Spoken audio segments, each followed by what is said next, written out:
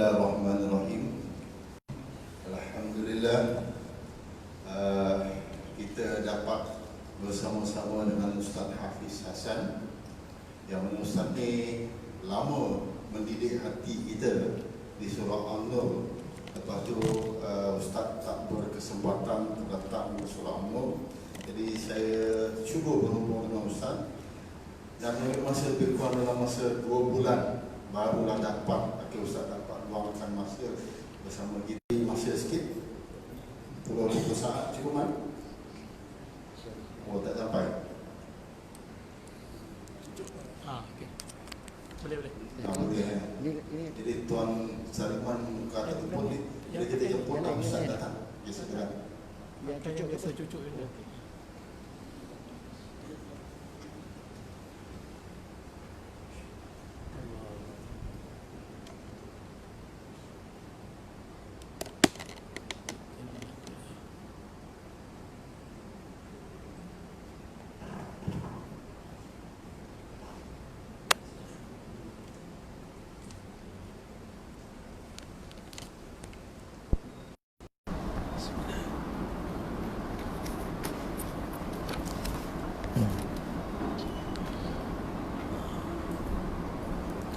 Assalamualaikum warahmatullahi wabarakatuh.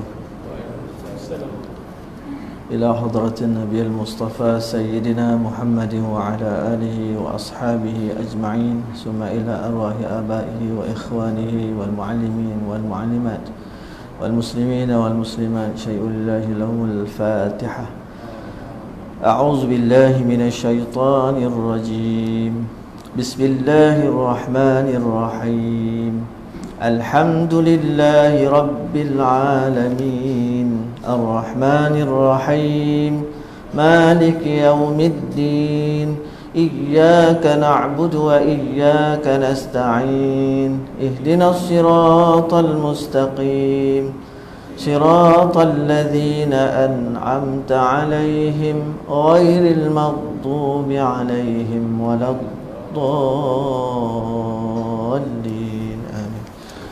Bismillahirrahmanirrahim. Alhamdulillahi Rabbil Alamin, wa bihi nasta'in.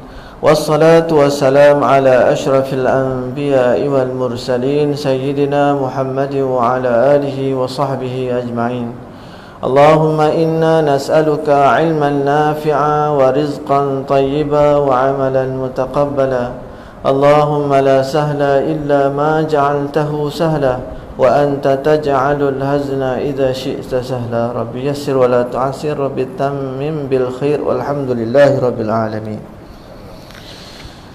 Alhamdulillahilladzi arsala rasulahu bil huda wa dinil haqq liyudhhirahu 'alad din kullihi walau karihal kafirun.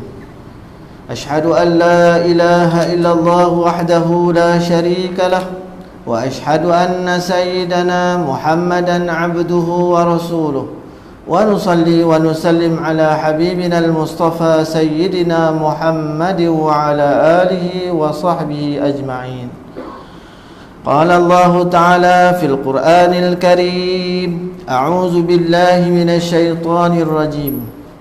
Subhanaka la ilma lana illa ma 'allamtana innaka antal alimul hakim. Shadaqallahul azim. Surah Al-Baqarah ayat 32. Maha suci Engkau ya Allah, tiada ilmu bagi kami, makna tiada ilmu bagi sisi kami para malaikat dan sekalian makhluk termasuklah manusia. Tiada ilmu di sisi kami ya Allah, melainkan illa ma'allamtana, iaitu apa yang engkau ajari kepada kami dari sekalian makhluk ni, daripada ilmu di sisimu. Maka kita menafikan segala apa yang ada ni bukanlah milik kita, hanya sahaja milik Allah Subhanahu wa ta'ala. Yang Allah Ta'ala izinkan sedikit berada di diri kita itu, itulah sepatutnya yang kita sama-sama pelajari dan kita fahami. Mudah-mudahan al-fahmu muqaddamu 'alal amri wan nahyi. Faham kita itu mendahului akan perbuatan sesuatu ibadah atau amalan ataupun pekerjaan yang kita lakukan. Kita datang ke masjid dan surau pada malam ni, kita berada dalam majlis ilmu yang penuh dengan keberkatan ini dengan faham bahawa inilah salah satu yang disebut oleh Rasulullah sallallahu alaihi wasallam daripada Raudhatun min Riyadil Jinan, satu taman daripada taman-taman syurga. Duduk dalam taman syurga ni ada ketenangan, ada keberkatan. Bahkan dalam majlis ilmu Allah Ta'ala ingatkan kepada kita bahawa dalam majlis ini ada bersamanya al-barakah, keberkatan. Apa makna barakah? Barakah ni artinya zaidul khair, bertambahlah kebaikan. Sesuatu perkara yang kita nak lihat ada keberkatan ataupun tidak, tengok bertambah tak kebaikan dengannya. Kalau kita kata ada duit, duit tu bertambah tak kebaikan dengan duit tu? Kalau bertambah artinya barakah. Kalau umur kita yang bertambah hari ni, sehari demi sehari bertambah. Hari ni makinlah kita berumur daripada semalam. Semalam baru 39 tahun 4 hari. Hari ni dah masuk 39 tahun 5 hari dah. Contoh. Itu siapa yang 39 tahun lah. Tapi saya belum 39 tahun. Alhamdulillah. Masih kanak-kanak lagi tuan-tuan. Tambah tu. Aku semalam tu ada sejumlah uban di kepala kita tu. Hari ni bertambah lagi 2-3 urat lagi. Maka bertambahnya itu tengok penambahan kebaikan pada diri dia. Kok bertambah umur tak bertambah kebaikan, artinya tak adalah keberkatan pada umur tu. Jadi alhamdulillah, mudah-mudahan kita yang faham akan hakikat ni, kita sentiasa duk buat penambah baikan. Sebab tu kita kena faham hari ni seazam kita ataupun sebaik mungkin untuk kita jadikan lebih baik daripada semalam. Mudah-mudahan tuan-tuan. Illa ma'allamtana, tiadalah pada kami ini melainkan yang Allah Ta'ala ajarkan. Innaka antal alimul hakim, sesungguhnya engkaulah ya Allah al-alimu, yang maha tahu. Alim makna Allah Ta'ala tahu. Sifat Ta'ala, Allah Ta'ala tahu ni, tahu tu sampai ke tahap mana? Khabirum bima ta'malun, amat mendalam pengetahuan dia. Mendalam setakat mana? Seluruh yang kita lintaskan di hati Allah Ta'ala ketahui. Yang zahir pastilah Allah Ta'ala ketahui, sebab yang secara lintasan dalaman batiniah kita pun Allah Ta'ala ketahui. Alimun, bahkan Allah Ta'ala itu dengan sifat alimnya mempunyai satu sifat yang sempurna lagi, iaitu Al-Hakimu, maha bijaksana.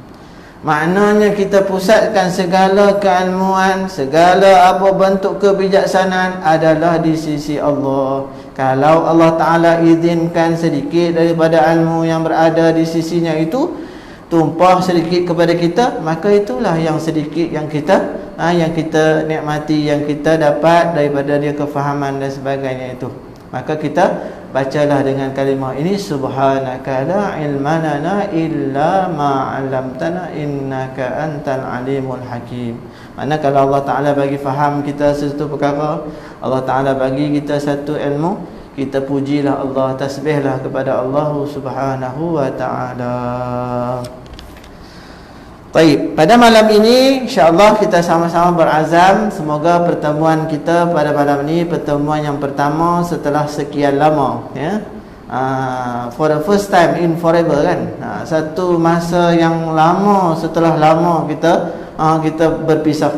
Tetapi kita bertemu semula dengan satu lagi Allah Ta'ala izinkan untuk sama-sama kita bincang daripada satu kitab yang agak masyhur, kitab ini, dan mempunyai keberkatannya, yang ditulis oleh seorang penulis yang ada di sisinya karamah oleh Allah Subhanahu wa Ta'ala anugerahkan kepadanya. Maka kitab yang kita pilih itu kitab yang sedia maklumlah, An-Nasaih ad-Diniyatu wal Wasayatu al-Imaniyah. Maknanya Ustaz, kitab pun kita Arab ke? Nama tu memang kita Arab, tapi yang kita fahamnya nasihat agama, wasiat iman. Nasihat agama, wasiat iman. Ini kitab yang kita akan sama-sama bincang lah. Jadi kalau kitab Penawar Bagi Hati itu daripada tahun 2012 sampai 2015, berapa tahun tuan-tuan? 3 tahun lebih kurang lah. Lepas tu khatam lah kan, 2015 tu kita khatam. Saya ada catatan tu kan. Kalau kitab lama tu ada catatan kata surau Seman Jaya apa ni, Bandar Tasik Selatan. Tu duk ingat rumah Bandar Tasik Selatan tu tuan. Dia tak apa nak ingat surau tuan-tuan ni, ingat orang rumah lagi daripada Bandar Tasik Selatan dan Bandar Tasik Selatan lagi. Baik, jadi surau Seremban Selatan ni Allah Ta'ala dah izinkan untuk kita mengaji. Mengaji tu alhamdulillah lah mengaji. Tapi di sana Allah Ta'ala nak tanya kita bukan banyak yang kita mengaji tu. Al-ilmu ma'amila bihi. Ilmu tu dengan apa yang diamalkan. Sebab al-ilmu bila amalin kasyajarin bila samarin. Ilmu tanpa amal ibarat pokok yang tak ada buah. Tanam pokok ni kalau tak ada buah, ada bunga boleh tahan lagi. Ni dah lah tanam pokok tak tumbuh-tumbuh kan, tumbuh pun mati kemudian tak berbuah pula. Sudahnya nak jadi tempat tenggek burung gagak aja tuan-tuan. Kalau pokok lama-lama kita dah tengok tempat bertenggeknya burung gagak, tak lama kena terbang tu ya. Tak lama kena terbang. Sebab kawasan ni banyak burung gagak, saya difahamkan. Ya? Tapi gagak tu hitam je tuan-tuan. Kalau kita jumpa gagak yang putih kan, alhamdulillah. Tuan faham ke tak tu? Saya pun tak faham tu. Alhamdulillah. Ala kulli hal wa fi kulli hal. Allah Ta'ala temukan kita pada malam ni. InsyaAllah kalau dijadualkan tu, maknanya sebulan sekali tu, tarikh tu tak tetap. Elok tetapkan tuih kalau boleh. Macam ni, Rabu malam minggu ke berapa. Jadi saya memang kosong minggu kedua, minggu keempat. InsyaAllah kalau Rabu malam minggu kedua keempat tu, ambil satulah daripada sebulan tu, ambil minggu keempat contohnya. Kita akan teruskan. Saya dah kosongkan tu, artinya bolehlah. Sebab kadang-kadang tarikh-tarikh yang tuan-tuan slot tu takut clash juga dengan hari-hari lain. Selasa pertama, Selasa ketiga, tak boleh. Kemudian kalau kena malam Jumaat pun, malam Jumaat minggu pertama tak boleh juga. Jadi kita tengoklah, nanti kita sesuaikan. Tapi kita berazam supaya biarlah sebulan sekali berjumpa tu. Tapi kalau sebulan sekali berjumpa 30 minit, agak-agak berapa tahun kitab yang tebal macam ni tuan-tuan. InsyaAllah lah tuan-tuan doakanlah kalau panjang umur. Mana nak habis kitab ni kalau tuan-tuan doa, ya Allah bagilah khatam panjanglah umur kita tu. Dan setiap kali pertemuan tu ada penambahbaikan, ada kebaikan, adalah keberkatan insya-Allah. Bismillahirrahmanirrahim. Daripada kitab ini tuan-tuan insya-Allah sama-sama akan kita bincangkan, iaitu kitab Nasihat Agama dan Wasiat Iman, yang dikarang oleh Al-Imam Habib Abdullah Al-Haddad. Imam Abdullah Habib Al-Haddad ini, Habib Abdullah Al-Haddad adalah seorang imam yang kalau kita lihat dalam bicara diri penulis ini, muka surat 3 dalam kitab tu, beliau merupakan seorang Syekhul Islam. Syekhul Islam ni mana ada dua makna syekh. Syekh yang pertama dengan makna Syekhul Ajuz ataupun Syekhul Kabir. Apa makna Syekhul Kabir? Syekhul Kabir ni makna orang tua. Kalau tuan-tuan buka dalam Quran kisah Nabi Yaqub alaihissalam, dia dalam ketika mana dia mengadu kepada Tuhan, ya Allah aku ni dah sampai usia tua, Syekhul Kabir, dah tua, dah beruban dah. Jadi dah istilah kalau kita ni manusia secara kebiasaannya ni dah tak ada harapan dah untuk dapat zuriat. Tapi Nabi Allah Yaqub AS ni tak putus-putus untuk memohon kepada Allah untuk dikurniakan zuriat. Maka Allah Ta'ala perkenankan doa Nabi Allah ni. Kemudian Allah Ta'ala bagi khabar gembira kepada dia, isteri kamu yang telah usia itu dan mandul, dalam ayat itu dikatakan mandul, insya-Allah akan dikurniakan anak dari sisi Allah dengan kekuasaan Allah. Ketika itu Nabi Yaqub bertanya, ya Allah bagaimana dengan keadaan diriku yang sudah tua, Syekhun Kabir ini, kemudian dengan rambutku yang telah beruban, bagaimana mungkin untuk mendapat zuriat lagi? Kata Allah, kamu akan dapat kerana kurniaan zuriat itu adalah dari sisi aku. Maka apakah tanda? Sebab Nabi Yaqub ni pun dia nak dapatkan satu keyakinan daripada apa yang Allah Ta'ala telah janjikan itu. Maka tanda dia, kamu tidak boleh berbicara dengan orang selama 3 hari. Tak tahu sebab apa, tapi tak boleh berbicara itu isyarat bahawa kamu akan dianugerahkan seorang anak lelaki. Maka Allah Ta'ala bagilah apa yang dipohon oleh Nabi Allah Yaqub alaihissalam tersebut. Jadi Syekhul Islam yang kedua dengan makna seorang yang menjadi pemimpin kepada orang yang dimiliki atau yang memiliki ilmu, yang mempunyai lautan ilmu. Qul law kana al-bahru midadan li kalimati rabbi lanafida al-bahru qabla an tanfada kalimati rabbi walau ji'na bimithlihi madada. Ilmu yang ada di sisi Tuhan yang kita rasa, ya Allah, Engkau hanya tempiaskan sedikit saja ilmu tu kepada kita. Bahkan ilmu Tuhan ni, seluruh lautan tu dijadikan dakwah untuk tulis ilmu Tuhan, tak habis lagi. Bawa lagi 7 lautan, tak habis lagi. Hatta pokok kayu semua dijadikan tinta untuk menulis, tidak akan habis ilmu Allah. Maknanya apa?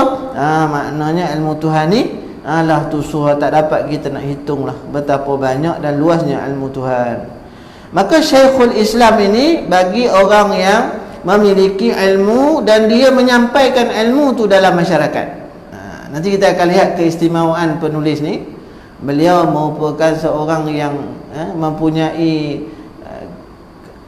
keilmuan, tetapi seorang yang buta, tuan-tuan. Buta dia sejak kecil.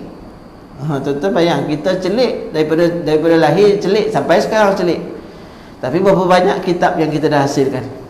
Tak payah tanyalah berapa banyak kitab yang dihasilkan, berapa banyak kitab orang yang kita dah baca. Surat khabar insya-Allah kan, tu pun tak ada baca semua kan.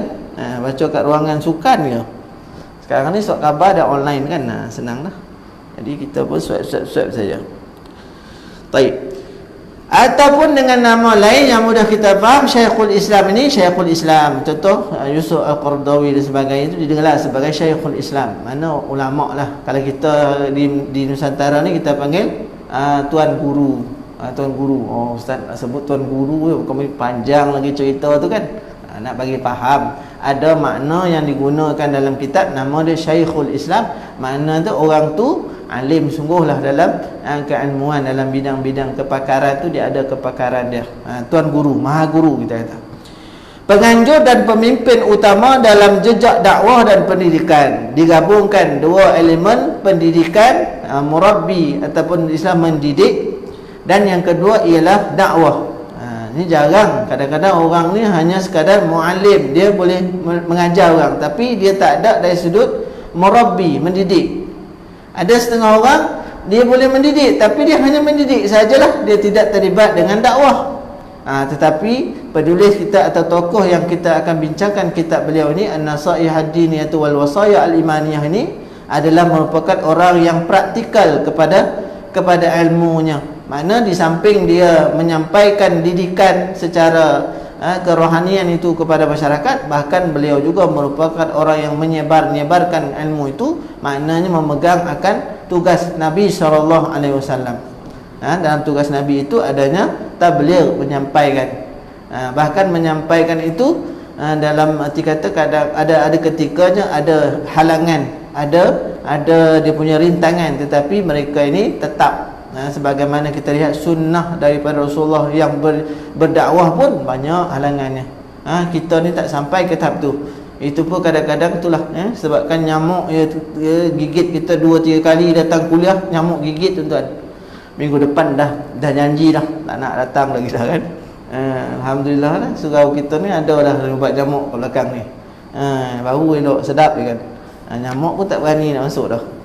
Kok dia kata kok masuk lah, pening dia kata. Muslimin dan muslimat yang dirahmati Allah, dari keturunan Sayyid.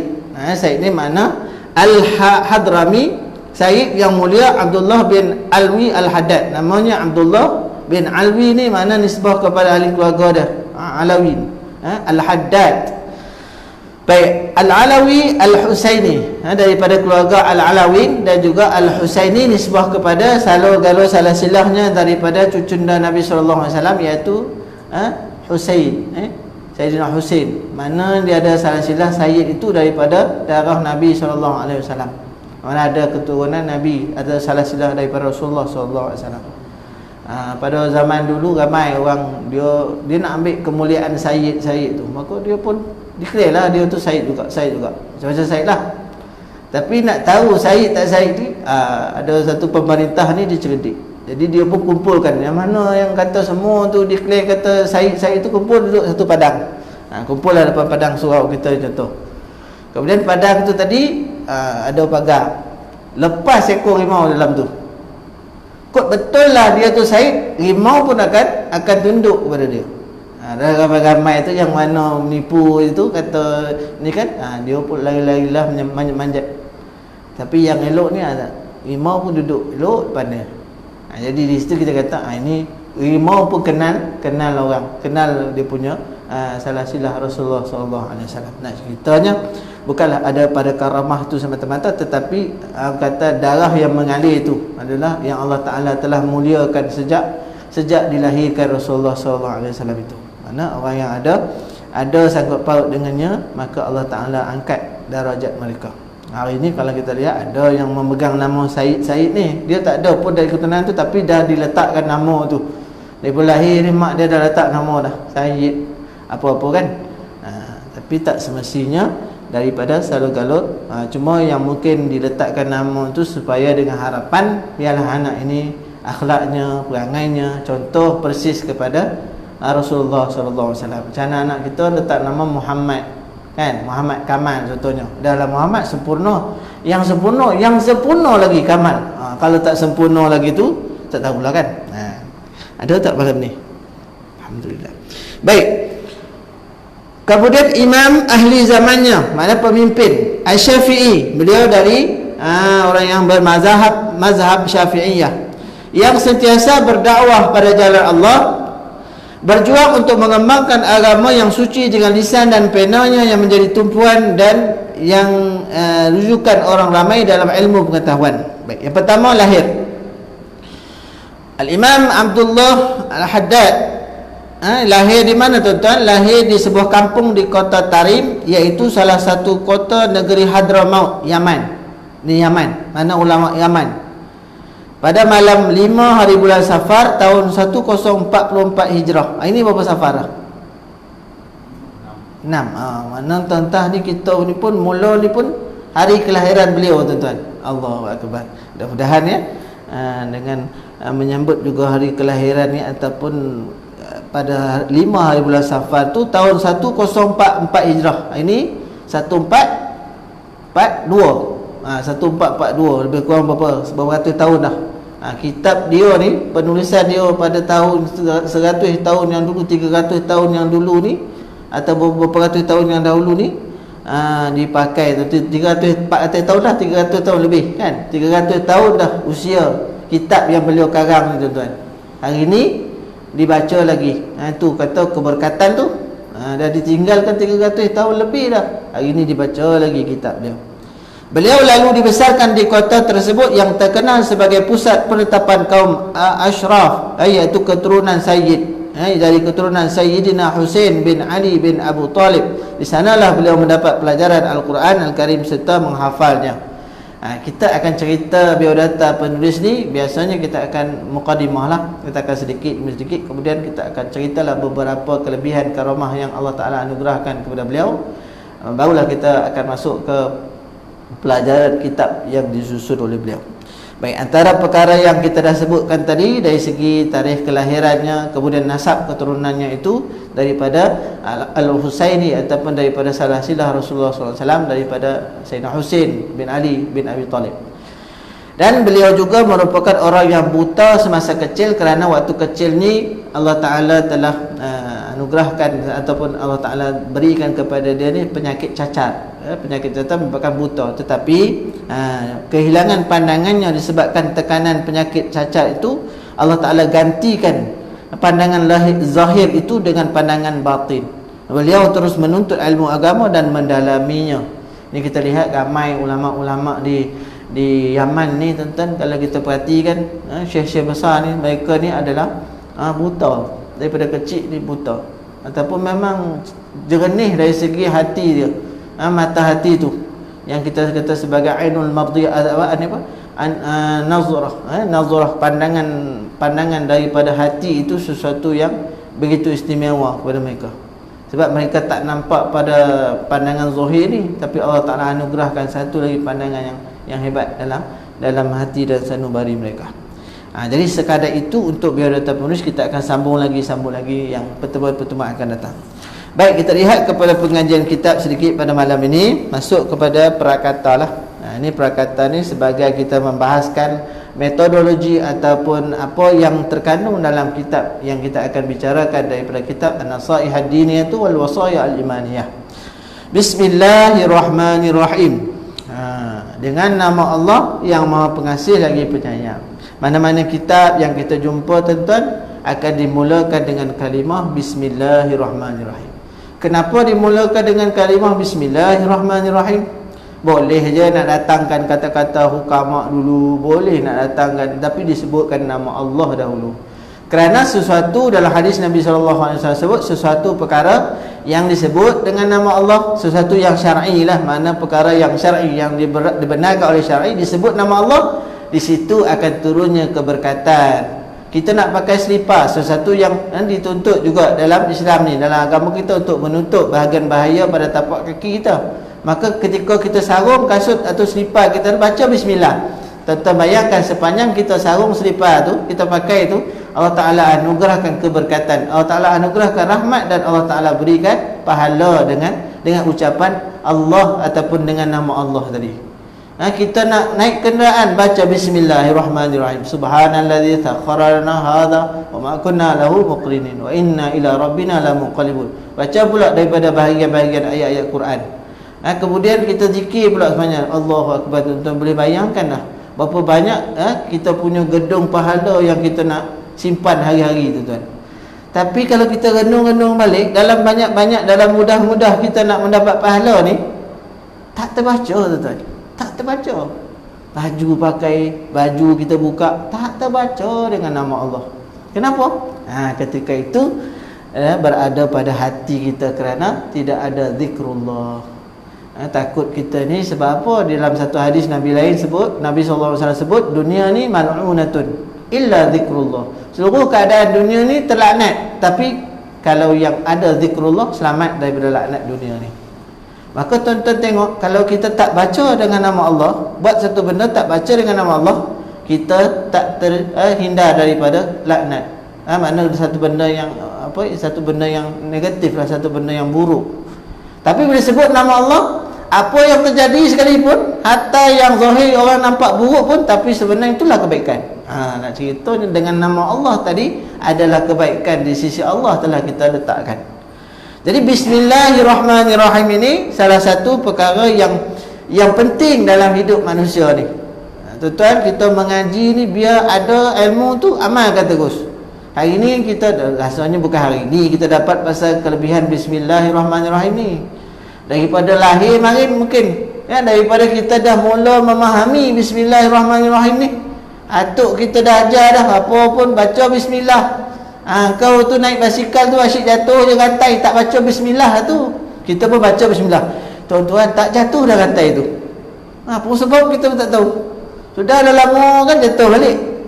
Baca lagi bismillah, elok dia. Yakin waktu tu dengan sedikit ilmu tu, lepas tu mula kita duk fikir, ada banyak keraguan pun dah masuk.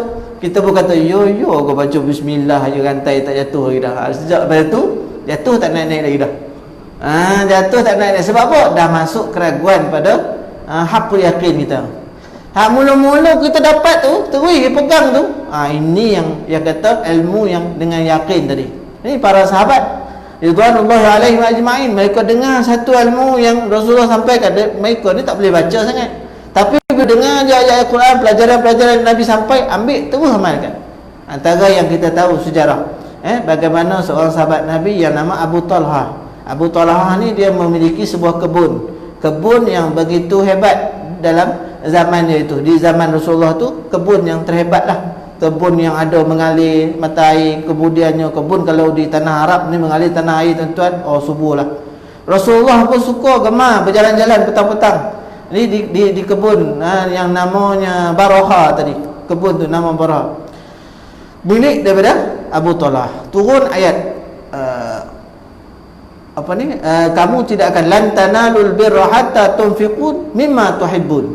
Tak mencapailah tahap sempurna iman seseorang kamu sehinggakan kamu rasa ataupun keinginan untuk mewakafkan ataupun memberikan kebaikan daripada sesuatu yang Allah Ta'ala anugerahkan yang kamu sayang. Lan tanalul birra hatta tunfiqun. Tak sempurna kebaikan kamu, tak sempurna dari sudut keimanan tentang kebaikan. Iman tentang perkara baik ni tak sempurna lagi tahap dia kalau tak mampu nak infakkan sesuatu benda yang kita sayang. Kita sayang ni kerana nak bagi ke orang ni, sayang lah nak bagi ke orang. Kan kita pun sayang. Jadi kalau sampai ke tahap kerana nak bagi tu tadi sebab janji Allah yang kata benda yang kita sayang bagi ni Allah Ta'ala bagi ganjaran yang istimewa, maka kita pegang kepada iman, kepada janji Allah nak bagi yang istimewa sebab kita bagi yang kita sayang tadi itu iman. Kamu sempurna kalau sampai tahap mengutamakan janji Allah yang istimewa tadi tu. Balik daripada sembahyang tu tuan-tuan, dia pun beritahu kepada Rasulullah, ya Rasulullah, mulai hari ini Baraha bukan lagi milik saya, bahkan saya telah serahkan milik itu kepada umat Islam. Gunalah, manfaatlah apa sahaja yang hasil daripada Baraha ini, semuanya adalah milik orang Islam. Masuklah ke Baitul Mal dan sebagainya. Tuan-tuan tengok, tak ada nak tangguh-tangguh dah tuan-tuan. Jadi kita ambil pengajaran ataupun iktibar daripada sahabat Nabi radhiyallahu alaihim ajma'in yang sedikit dengan ilmunya itu terus dipraktikkan. Maka bismillahirrahmanirrahim ini dengan nama Allah yang Maha Pengasih lagi Penyayang dimulakan akan tuan kitab kita ini dalam kitab beliau dengan harapan Allah Ta'ala anugerahkan kepada penulisan atau hasil kerja yang beliau curahkan ini dengan keberkatan. Baik. Wala haula wala quwata illa billahil aliyil azim. Ini kalimah yang kalau kita perhatikan, inilah kalimah yang menandakan bahawa kita ini iyyaka na'budu wa iyyaka nasta'in. Kita ni hanya saja khusus kita ubudiyah kita kepada Allah Subhanahu wa taala. Kalau kita nak menafi nak mengatakan bahawa Allah Taala lah tempat khusus kita sembah, macam mana kita nak mengatakan tempat Allah kita sembah ni? Dua tuan-tuan. Al-ubudiyah ni dengan dua makna. Yang pertama, ketaatan. Taat akan perintah Allah Ta'ala. Tapi taat dengan ikrar saja. Taat, kami taat ya Allah. Kami ikut. Tapi tak laksana lagi. Diterjemahkan makna taat atau ubudiyah ini dengan makna ketundukan. Allah Ta'ala kata, usjudu, sujudlah, tunduklah. Maka kita pun fasajadu, tunduk. Maka itu bukti ketaatan tadi. Ini antara kita ni tuan-tuan, Allah kata warka'u ma'ar raki'in, rukuklah bersama mereka yang rukuk. Maka dia pun berusahalah untuk datang ke surau ni, rukuk bersama-sama dalam jemaah kita untuk dapatkan ganjaran yang Allah Ta'ala dengan arahan yang Allah Ta'ala bagi. Warka'u ma'ar raki'in, kamu rukuklah bersama dengan mereka-mereka yang rukuk. Jadi itu antara perkara yang kita ambil sebagai sesuatu yang masuk dalam hati kita dan terus kita yakini. Yang kedua, wa iyyaka nasta'in. Macam mana kita nak datangkan kepada Engkau lah ya Allah tempat kami memohon pertolongan.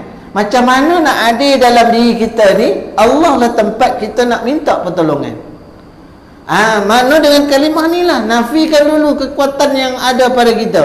La haula wala quwata illa billah. Bila kita kata illa billah, hanya sahaja kekuatan daya upaya dari sisi Allah sahajalah yang kami dapat pun, maka ketika itu kita akan nampak Allah sahajalah tempat kita bergantung. Di sini maksud faham kita daripada iyyaka nasta'in itu ialah dengan Allahus Samad. Allah lah tempat bergantung sekalian makhluk.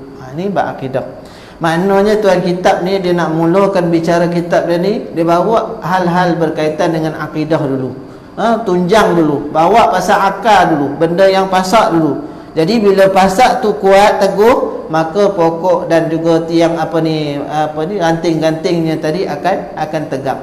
Dan daripada situ diharapkan akan subur. Dan apabila subur tadi diharapkan berbunga dan berbuah.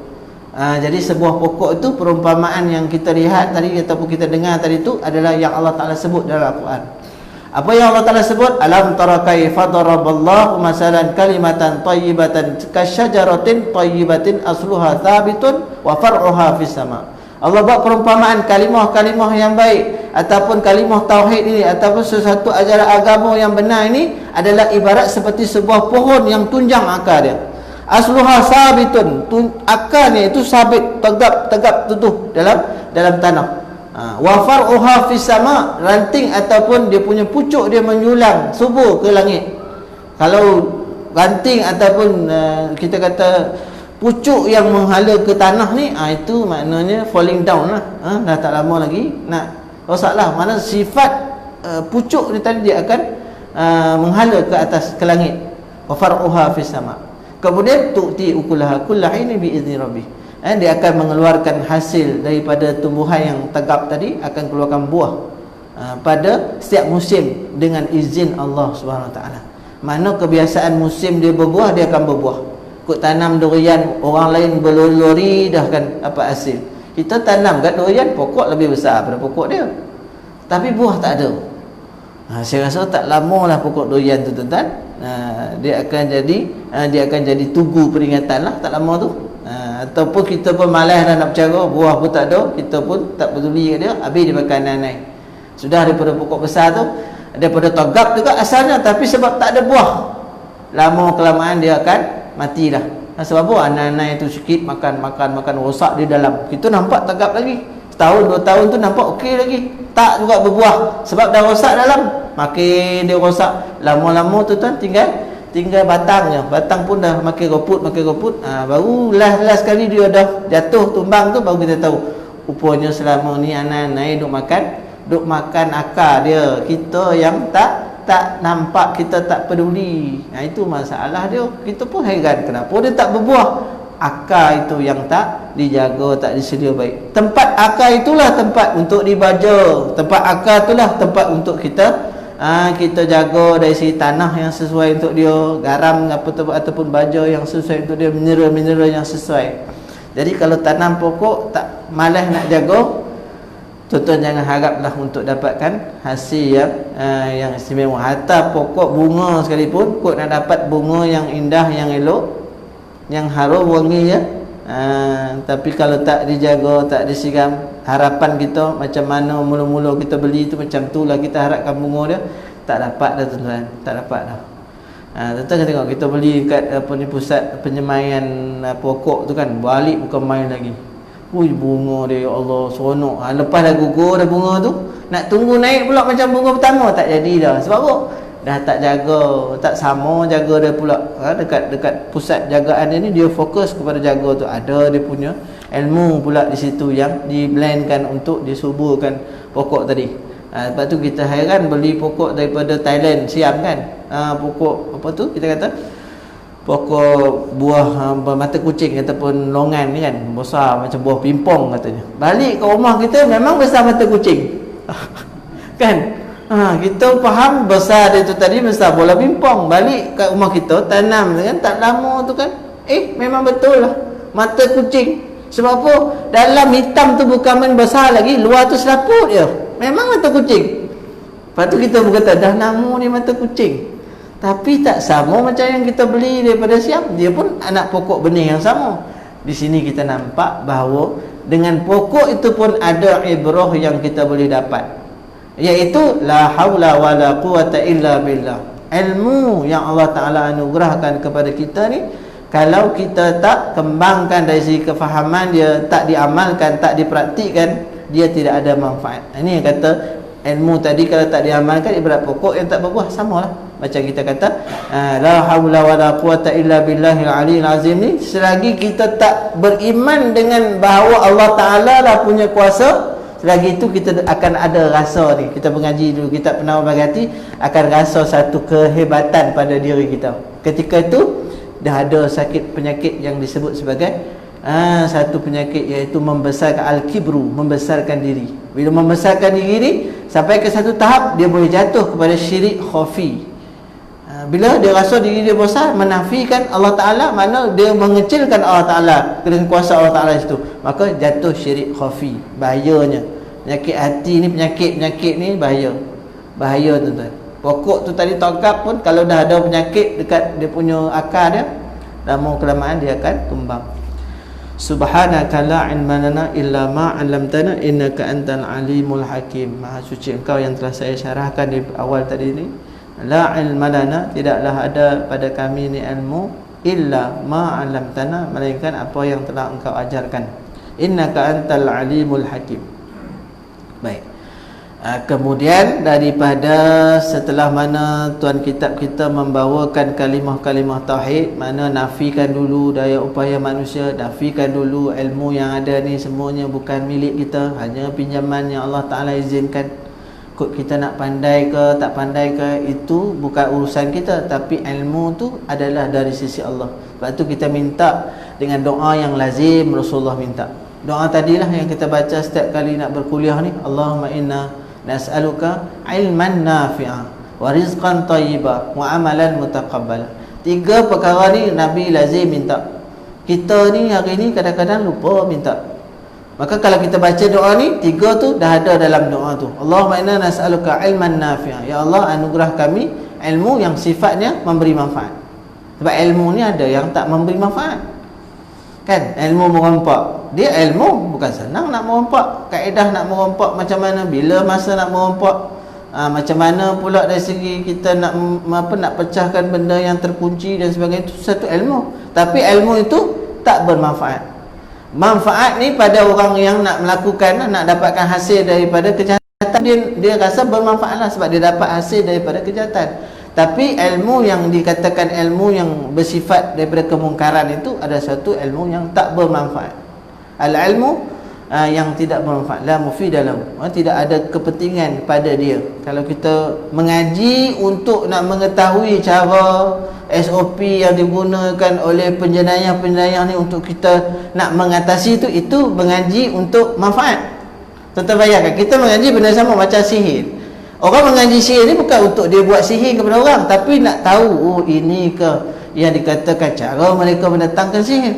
Sebab tu cerita Harut wa Marut ni, malaikat yang Allah Ta'ala suruh ajarkan ilmu ni untuk dapatkan manfaat daripada ilmu tu. Tapi manusia yang bekerjasama dengan syaitan ni, mereka ambil ilmu tu, mereka buatkan kejahatan tu. Maka itulah yang terlaknat tadi tu.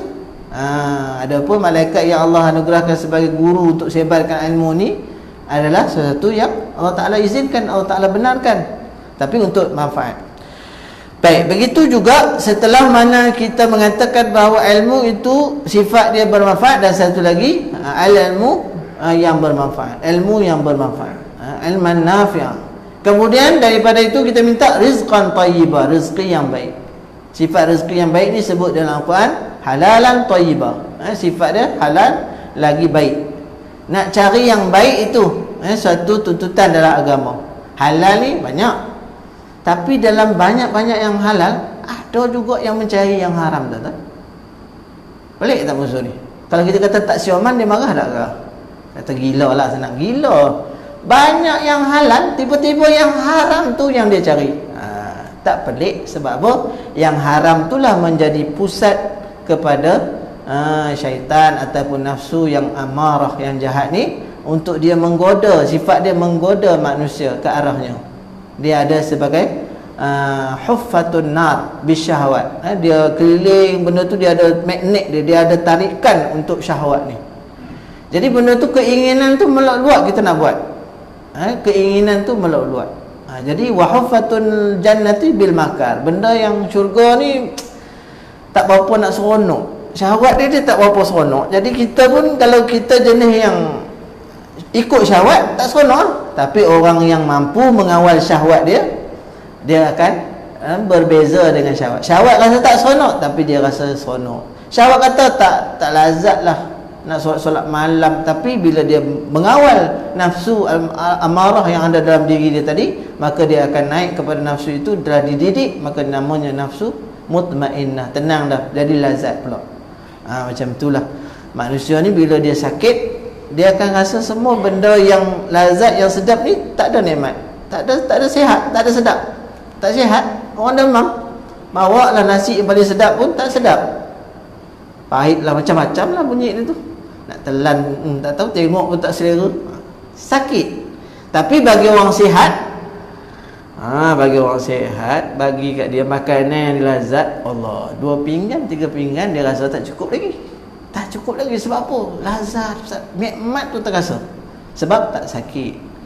Jadi begitulah dengan hati kita atau diri kita ini. Tuan kitab kita membawa kepada kita, apabila kita meletakkan dalam menuntut ilmu ni, adalah matlamat dia bila kita letakkan yang paling utama ataupun kelazatan, keseronokan yang kita letak itu ialah Allah, maka kita telah menafikan dengan tujuan-tujuan lain. Maknanya apa? Kalau kerja kita sibuk macam mana pun, bila dah mula ada rasa bahawa mengaji ni satu tuntutan daripada Allah, Allah suka kepada mereka yang menuntut ilmu. Bahkan kalau kita mengaji, kelebihan-kelebihan menuntut ilmu pun banyak, dia rasa seronok dengan janji Allah dan dia dapat kebahagiaan-kebahagiaan tu, dia dapat rasa ketika itu sibuk macam mana pun dia akan datang juga. Walau letih macam mana pun 10 minit pun tetap kan dia hadir juga.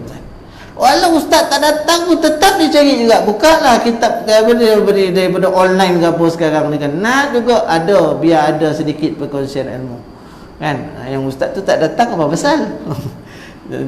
Jadi tuan-tuan muslimin dan muslimat yang dirahmati oleh Allah, bila kita lihat kepada pengajian kitab ni, dimulakan ni dengan begitu teliti lah. Mukadimah dia tu begitu teliti sebab dia meletakkan Allah lah matlamat dalam penghasilan kitab ini. Ini yang kita nampak daripada awal-awal diletakkan nama Allah tu, maka matlamat yang diharapkan daripada kitab di sebalik yang kita nampak kenapa dimukadimahkan dengan kalimah-kalimah ini, maka kita nampak matlamatnya tidaklah hanya dengan pujian manusia. Bukan orang nak kata kitab kau ni hebat 300 tahun pun masih orang kaji, tapi dia meletakkan Allah lah tempat yang dia akan dapatkan segala bentuk kebaikan. Maka kebaikan di sisi Allah, mana orang ni sangka kitab ini akan dibicarakan lebih 300 tahun, bahkan dijadikan pula di pesantren-pesantren di Indonesia, jadikan sebagai kitab utama rujukan mereka di pengajian mereka. InsyaAllah kita akan sambung pada pertemuan yang akan datang tuan-tuan. Rasa macam sekejap sangat ni kan. Belum masuk lagi bab yang pertama pada membicarakan perihal takwa. Tak apalah, dah masuk nanti baru kita nampak perjalanan kitab ni. Kalau kita perhatikan secara kasarnya kitab ini, pertama dia akan membahaskan tentang perihal takwa. Kemudian dia akan datangkan dalil Quran, dalil hadis dan juga kata-kata hukama kelebihan takwa. Sampai kita kata bila sebut saja takwa tuan-tuan, penuh di dada kita ni betapa lebihnya sifat takwa ni. Sebenarnya banyak yang Allah Ta'ala sebut tentang ketakwaan ni. Kita hari-hari dengar juga khatib dia baca ittaqullah, ittaqullah, macam tu juga. Sebab apa? Sebab tak masuk kefahaman tu dalam hati kita. Jadi penulis ni kitab, penulis kita ni dia letakkan biar datang tu dengan faham tadi dalil. Datang tadi dia dengan hujah, dengan basirah, dengan hujah yang begitu tetap dalam hati kita. Mana bila kita kata kenapa kau ni lazim dengan bismillahirrahmanirrahim, di hati dia ni dah ada satu pengalaman yang penuh dengan keyakinan. Kita ambil satu contoh sebagai penutup pada malam ni. Contoh seorang penjual roti yang dia lazim dengan istighfar. Tuan-tuan mungkin pernah dengar kisah ni, agak masyhur daripada kitab Imam Ahmad Ibn Hanbal. Imam Ahmad Ibn Hanbal ni seorang ulama yang mazhab lah, yang terkenal lah di zamannya. Kemudian mazhabnya juga sampai kiamat lah kita kata akan ada orang yang mengikuti hujahan beliau dalam melakukan ataupun dalam mengambil hukum-hukum daripada nas dan sebagainya. Baik, Imam Ahmad ni duduk di satu tempat di Palestin jauh, tapi keinginan dia untuk datang ke Baghdad jauh, terasa teruja sangat dia nak pergi ke Baghdad ni, tak tahu sebab apa. Jadi mengenangkan naluri hati dia, suara halus hati itu mengatakan bahawa ada satu benda yang kamu perlu tapi tak tahu sebab apa. Maka dia pun ambil keputusan nak bermusafir lah, pergilah ke Baghdad. Bila pergi ke Baghdad, dah sampai ni dah petang, malam lah kita kata, dah maghrib. Duduklah di sebuah masjid di bandar Baghdad. Duduk di situ sembahyang maghrib isyak. Orang tak berapa kenal dia sebab jauh tempat tu, jadi orang tak berapa nak kenal. Nama tu dah ada, nama ni dah kenal lah, Tok Guru besar ni, tapi orang tak pernah jumpa. Jadi orang pun tak berapa kisah lah. Dia pun tak apalah, alhamdulillah lah, orang tak kenal lagi, bagus duduk. Tapi duduk rasa ni ada sesuatu yang memanggil-manggil dia datang ke sini, tapi tak tahu sebab apa. Jadi malam tu tak ada tempat tu, mana nak bermalam lah di masjid tu. Tiba pengawal masjid ni datang, kata tak boleh tidur ni dekat ruang masjid ni, tak boleh tidur. Keluar. Imam Ahmad ni pun dia, orang tu pun tak kenal dia, maka dia pun berasurlah keluar sikit kat koridor luar ni. Dah tutup semua pintu, pengawal tu datang lagi. Sini pun tak boleh, luar lagi. Mungkin ke tempat parking. Mak Ahmad pun tak apalah, kita musafir, macam mana dah orang tak bagi, keluar pergi. Dah pergi tu kan, ni gate utama pun dah tutup, keluar lagi. Mana duduk luar tu. Kau nak datang esok subuh. Cerita dia, pengawal ni dia tak kira lah kan. Siap kan Allah Alam. Tapi dia punya arahan dia, dia jaga masjid jangan ada orang asing ni yang guna kesempatan duduk, tidur dan sebagainya. Ada keluar. Duduk di luar tu, dia duduk lah depan pintu pagar tu, tak tahu nak arah ke mana. Tiba terpandang sebuah kedai roti yang berada berhadapan dengan masjid tadi. Dia duduk perhatikan orang yang sedang duduk, kira nak tutup kedai lah tengah-tengah malam dah kan. Dah hampir pukul 9, pukul 10 kita kata nak tutup kedai lah. Jadi orang ni pun terpandang akan Imam Ahmad ni tadi. Dia terpandang, dia kata ni orang luar ni, sebab dia berniaga ni, dia kenal orang kawasan tu, orang luar ni. Dia pun dari jauh isyaratkan kepada Imam Ahmad, mari datang. Imam Ahmad pun tengok dah orang panggil, dia pun datang duduk. Sepanjang dia duduk tu, tuan roti tu kata, tunggu sekejap, saya ada lagi roti yang saya nak sediakan untuk esok. Doh ni saya nak sediakan untuk esok, jadi saya perlu siapkan segera. Kejap lagi kita akan berborak lah. Nampak gaya tuan ni bukan orang sini, orang luar. Jadi tak apa, tunggu sekejap. Tapi sepanjang dia buat kerja tu, sepanjang dia duduk siap-siap bersih tu, Imam Ahmad perhatikan, lazim dia dengan istighfar. Astagfirullah, astagfirullah. Dia nak tutup tingkap apa semua tu, astagfirullah. Nak sapu-sapu sampah pun, astagfirullah, astagfirullah. Maka Imam Ahmad ni dia tengok dengan pandangan alim tadi, alim. Dia pun selesai, orang tu dah duduk dengan dia, orang tu pun bertanya, kamu ni dari mana apa semua, dia pun beritahu. Kemudian Imam Ahmad kata, boleh tak saya nak tanya tentang satu perkara. Imam Ahmad ni tengok cara orang nak dapatkan ilmu ni. Dia alim dah, tapi dia nak dapat lagi apa, satu lagi lapangan ilmu yang ada pada orang ni. Dia alim dah, tapi cara dia menyoal tu seakan-akan dia tak tahu apa benda yang dia nak tahu. Kalau orang beritahu benda yang dia tahu pun sebagai murajaah lah, sebagai orang kaji. Maka ditanyalah kepada penjual roti tadi, saya perhatikan tuan ni tadi selalu lazim sangat dengan istighfar. Apa yang tuan dapat dengan istighfar ni? Ataupun dah berapa lama dah beramal dengan istighfar ni? Dia kata sejak saya baligh lah, dia kata. Dah hampir 30 tahun, 40 tahun dah, dia kata. Mana sampai umur dia dah dapat satu kefahaman tentang istighfar ni. Dia kata dah lama dah hampir, kata hampir mana tolak daripada umur ni tu, mana daripada situ sampailah sekarang. Imam Ahmad tanya, sepanjang kamu beramal dengan istighfar ni, apa yang kamu dapat? Apa yang kamu dapat ni, mana dia nak tahu apa kelebihan daripada amalan orang yang dah berpuluh tahun. Bukan senang nak cari orang yang beramal berpuluh tahun ni, kita nak dapatkan sedikit hikmah daripada apa yang kita dapat. Dia kata, saya ni alhamdulillah, dia kata sepanjang saya dah beramal dengan istighfar ni, semua perkara yang saya hajatkan kepada Allah, saya akan dapat. Kecuali ada satu perkara yang saya ingin sangat, yang nak sangat, tapi saya belum ditunaikan Allah Ta'ala lagi. Imam Ahmad tanya, apa dia?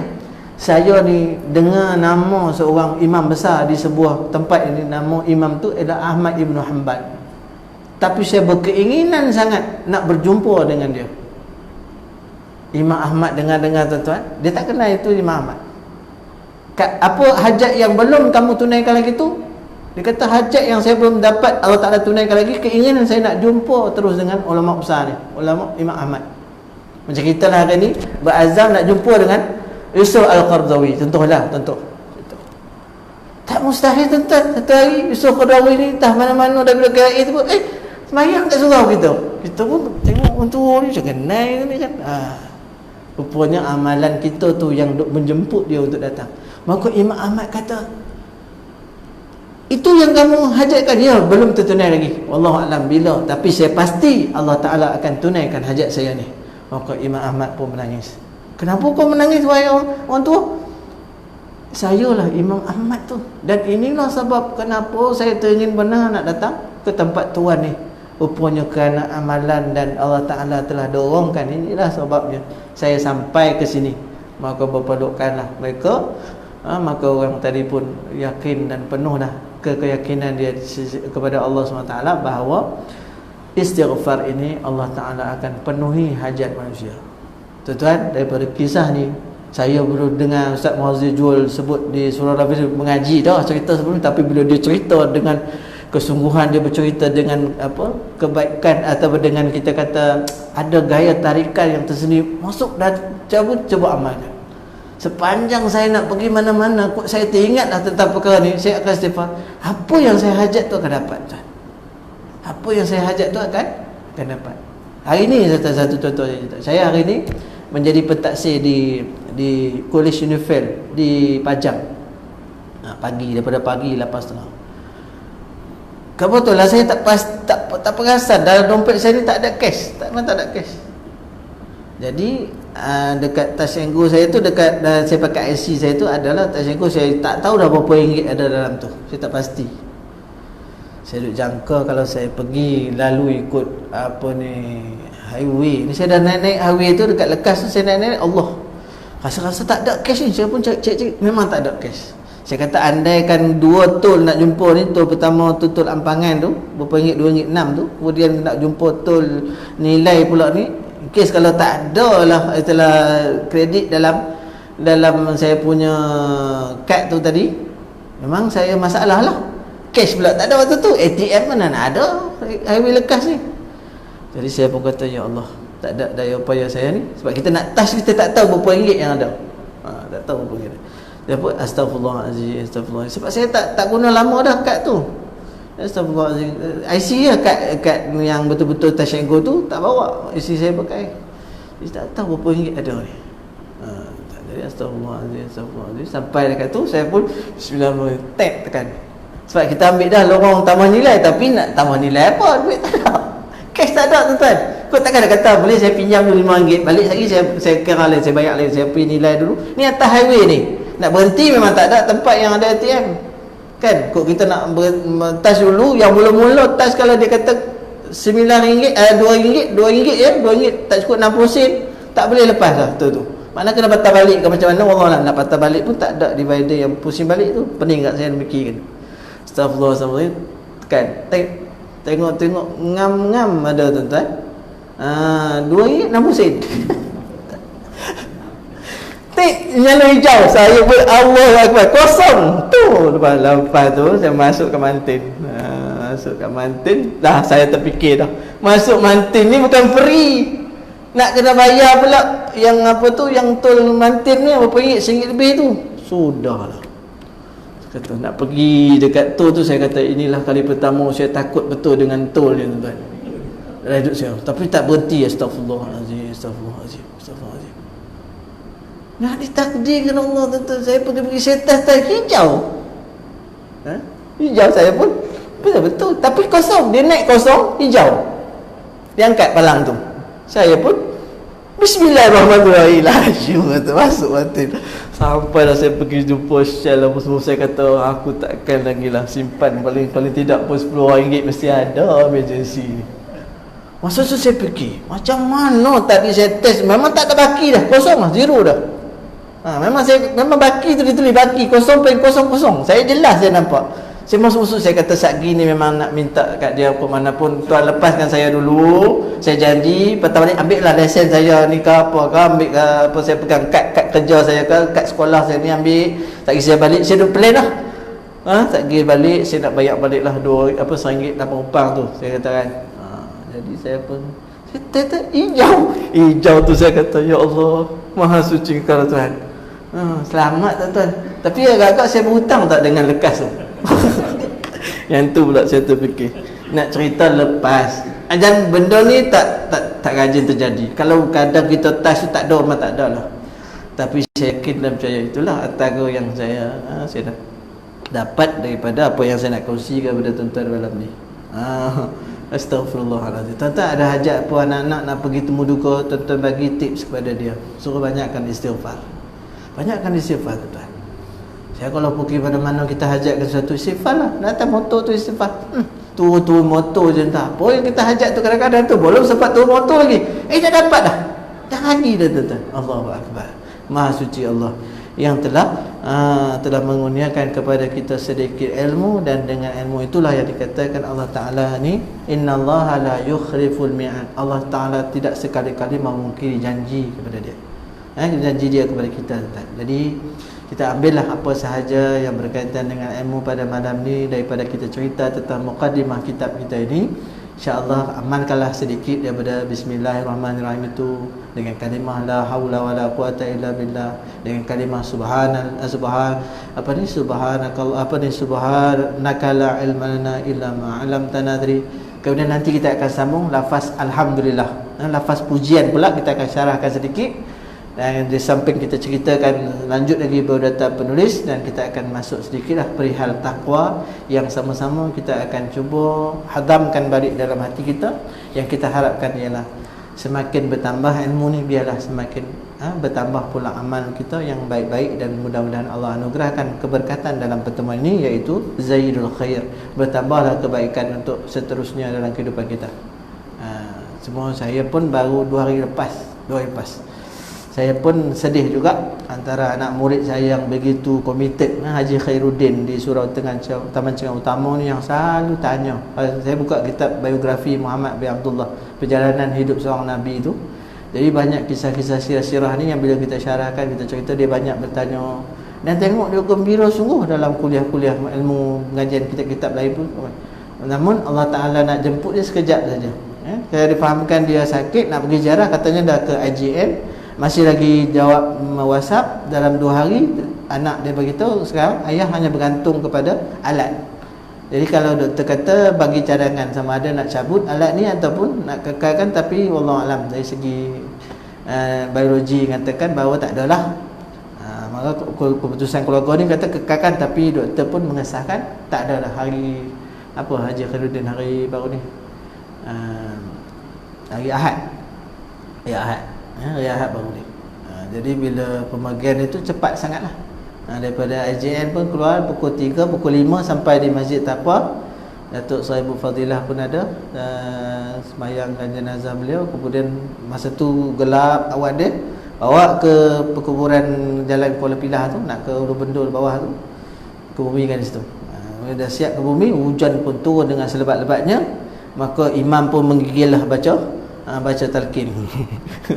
Allahu akbar, basah kuyup imam tapi sungguh imam Masjid Taqwa tu, spek mata pun dah 2-3 kali lap dah tu, nak baca juga talqin tadi. Maknanya bersungguh je. Maka Allah Ta'ala mudah-mudahan sampaikan beliau ni dengan komitednya dalam ilmu, pasti Allah Ta'ala pun sediakan bagi dia bahagian-bahagian daripada min raudatin min riyadil jinan. Mudah-mudahan Allah Ta'ala anugerahkan daripada amalan itu, daripada taman-taman syurga, insyaAllah. Jadi kalau tuan-tuan yang mengenali Haji Khairuddin ni, Haji Din ni, kita doakanlah semoga kita pun menyusuri kesungguhan dalam bidang ilmu. Kita harapkan mati kita itu masih lagi berdaftar sebagai penuntut ilmu. Mudah-mudahan semoga Allah Ta'ala izinkan tuan-tuan. Biar sampai kita hancur tubuh badan kita ni, tapi kita menuntut ilmu ni jangan sekali-kali kita berhenti. Dapatkanlah ilmu daripada mana pun sumber dia, kita dapatkan. Jangan jadi orang yang tak ada dalam satu hari ni tentang ilmu. Sebab tu Nabi kata urdu aliman aw muta'aliman aw mustami'an aw muhibban wala takunil khamisah. Jangan jadi yang kelima. Sebab yang pertama tu orang alim yang mengajarkan ilmu, ataupun yang dia menambahkan ilmu untuk diajarkan. Yang kedua, tak mampu nak jadi alim yang mengajarkan, jadi orang yang belajar. Atau tak mampu orang yang mengajar belajar, jadi orang yang dengar ilmu, rasa sayang dekat ilmu. Yang keempat, sayang, cinta kepada ilmu ni. Kita ada peluang, kita nak orang bercinta ni, dia ada peluang je, memang dia nak ambil. Buka radio pun buka lah tuan-tuan, peganglah apa nasihat pagi, nasihat apa yang ada tu. Kemudian jangan jadi golongan yang kelima, kata Nabi, fatahlik, celakalah bagi mereka yang tak mengajar ilmu, tak menuntut ilmu, tak mendengar ilmu, bahkan tak cintakan tentang ilmu ni. Maka kata Nabi, binasalah mereka, fatahlik, na'udzubillah min dzalik. Jadi kita doakan semoga kita ni adalah daripada 4 bidang yang Rasulullah sebut sebagai yang selamat di dunia akhirat itu, insya-Allah tuan-tuan. Mohon maaf atas salah dan silap. Mudah-mudahan pertemuan pada malam ni memberi suntikan yang baik untuk kita teruskan perjuangan kita dalam menuntut ilmu ni. Aqulu qali hadza wa astaghfirullahal azim li wa lakum. Assalamualaikum warahmatullahi wabarakatuh. Subhanakallah wa bihamdika asyhadu an la ilaha illa anta astaghfiruka wa atubu ilaik. Bismillahirrahmanirrahim. Allahumma akhrijna min zulumatil wahmi wa akrimna bi nuril fahmi waftah alaina bi ma'rifatil ilmi wa nawwir qulubana kama nawwarta wasyamsa wal qamar wa sahil abwa fadlika ya arhamar rahimin. Walhamdulillahi rabbil alamin. Taqabbalallahu minkum.